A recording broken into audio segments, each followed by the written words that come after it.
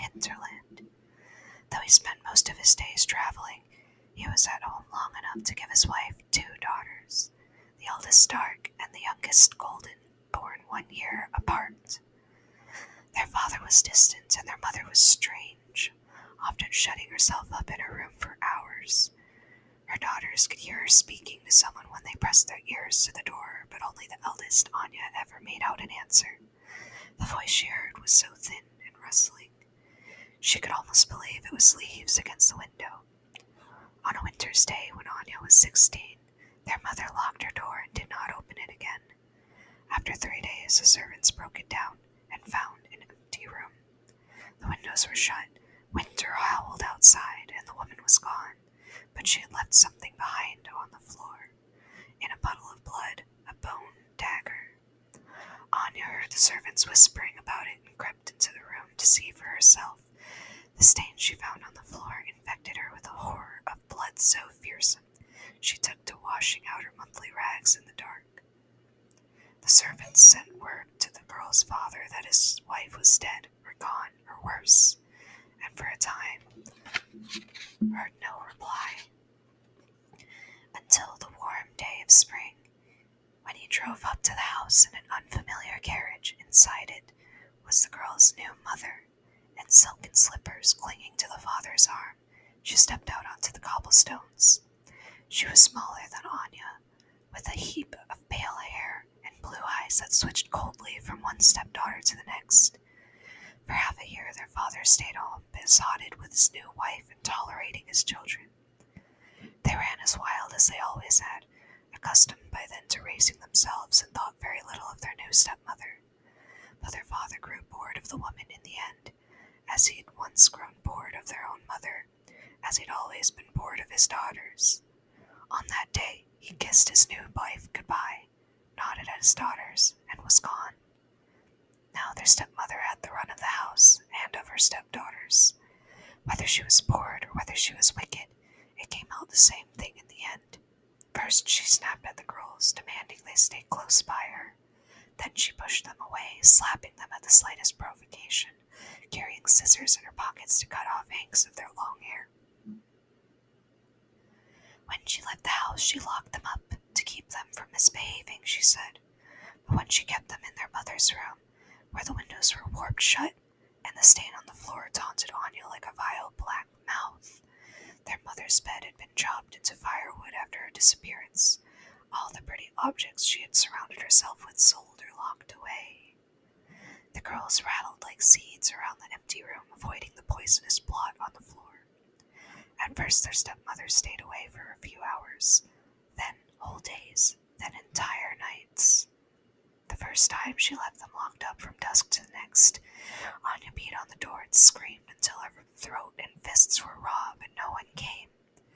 When the stepmother finally opened the door, she wrinkled her nose at the smell and gestured at the chamber pot. "Empty it," she said. Kohl and rouge melted into candy swirls on her cheeks. She wouldn't meet her stepdaughter's eyes. There came a day when she locked them in with a bowl of apples and a jug of water and did not come back. The sun rose and fell, rose and fell. On the third day, Anya looked out the window and saw the servants walking down the lane, their belongings on their backs. The house was empty. The apples were eaten, the water long gone. The window wouldn't open and the glass wouldn't shatter even when Anya smashed at it with her boot.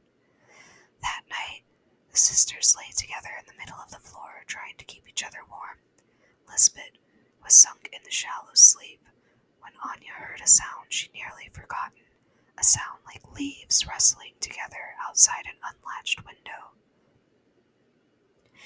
It came from the blood stain on the floor. Slowly she inched her way towards it, resting her ear just over it and holding her breath. It was deep, deep in the night when the rustling resolved into a voice. "You will die," the voice told her. Anya rolled away, angry. "I know," she replied fiercely in her mind. "We're half dead already." "You will die," the voice said again, "unless..." And it told her how she could save herself and her sister. how she could remake the world just enough so that they could live. It would take blood. When the sun rose, Anya told Lisbeth what she had learned. Their mother wasn't dead. She was gone. She had used magic to make a door, and it had taken her far, far away.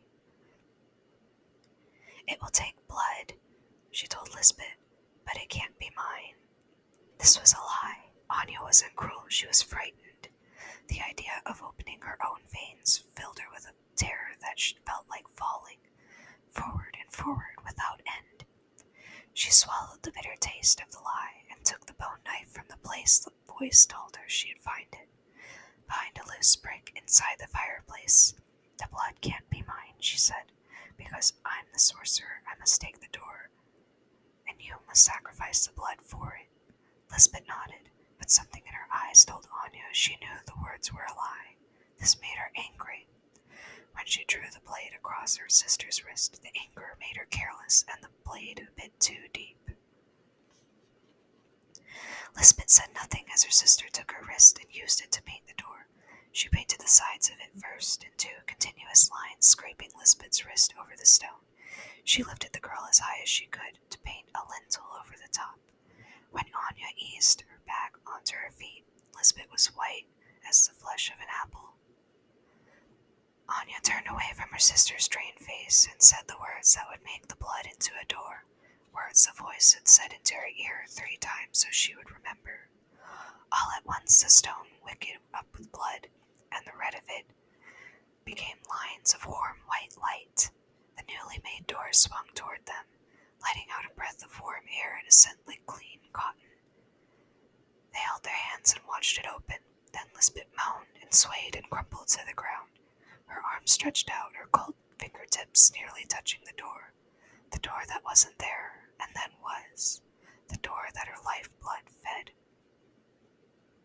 At the moment she let go her last breath, the white light shuddering and went green, the green of infected wounds, of nightmares, and of the rind of mold that crawled over week-old bread. The cotton scent turned dusty and stuck in Anya's throat.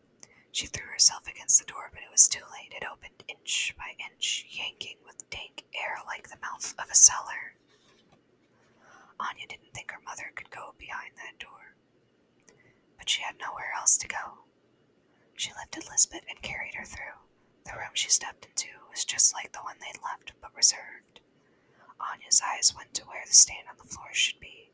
In its place was a pool of bright blood, freshly shed. She limped across the room, still holding her sister's body, and wrenched open the door.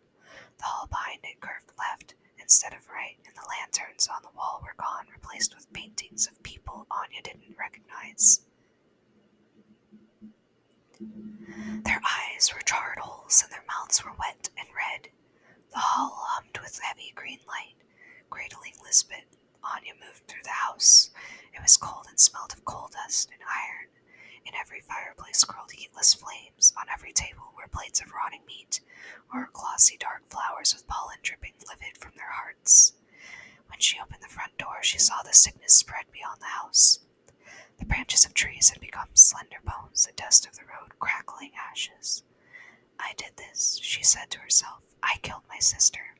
Her death made a door, and the door opened onto death. It took hours, but she dug deeply enough into the burnt earth to bury her sister. Then she set off toward the town to see if she could find anything living. Town was a place of strange horrors. Not a body to be seen, just a heavy sky that bathed the whole world in light, that color of disease, and locked houses and windows painted a blind black. Anya grieved and wandered, but never wearied. She needed neither sleep nor food nor drink, and when she ran the bone knife over her own wrist and made no nick on her skin, in desperation she scaled the vines spilling over the walls of the college, hoisting herself onto the crumbling gray shingles of its roof. From there she jumped. She drifted to the earth like an autumn leaf, touching down unharmed. There she lay, praying for an end, though every prayer tasted as bitter as the lie that had killed her sister. It was then that the voice spoke to her once more. It had been a long time since she had laid on the floor in her mother's bedroom, letting it whisper secrets into her ear. Longer than she thought. Far away, her stepmother was dead, killed by a fever. Her father had taken a new bride who had borne him a son. Will you take me back home? Anya pleaded. You're asking the wrong question, the voice replied. It led her through town, back to the grave she had dug in front of her father's house. From it, a black walnut tree had grown. Its rustling leaves were the only moving thing in the blighted land. Lisbeth, Anya said, and laid her hand on its trunk. With a rustle like a sigh, the tree dropped 3 walnuts into her hand. She cracked them open one by one.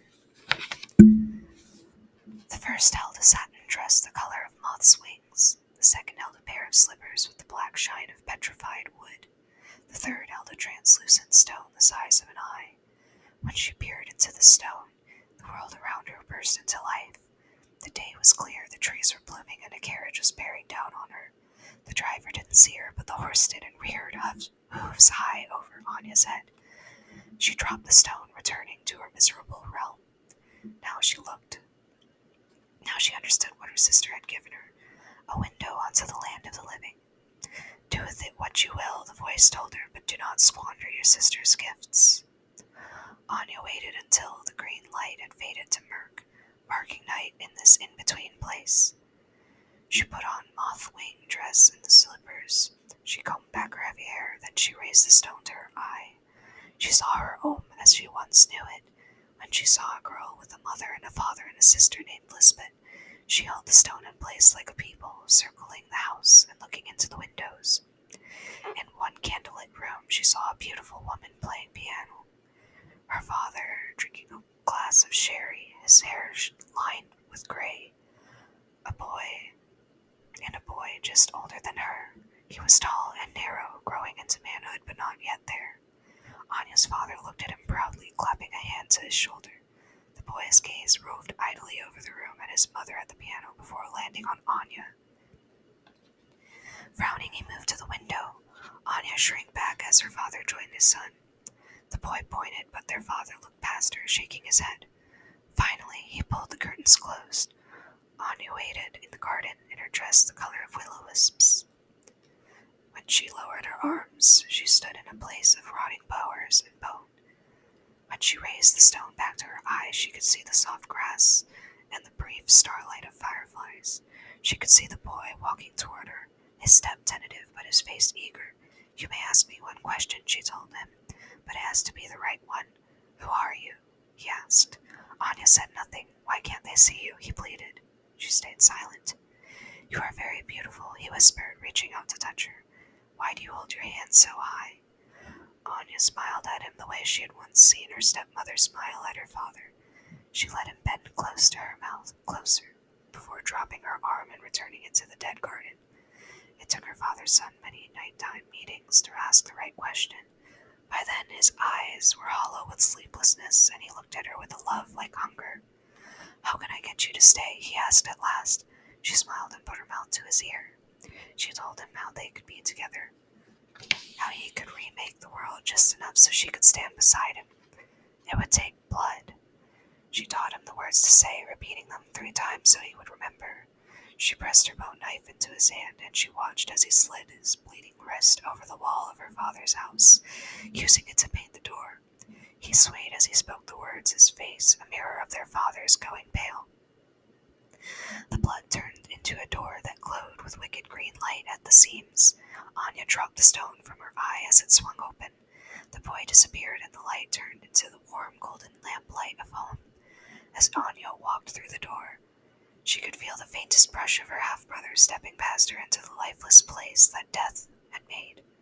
Then she was standing in front of her father's house, alive and alone, and death didn't feel cheated because she had traded him one prisoner for another.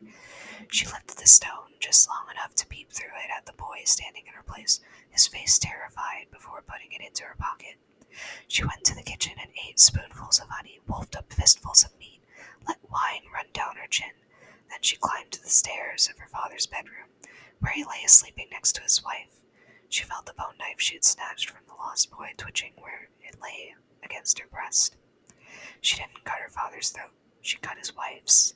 She laid the stone in the dead woman's hand, where her father would be sure to find it, and hold it to his eye to to see the dead world that crouched beside his own, and the son who had called to him always, but whom he would never retrieve.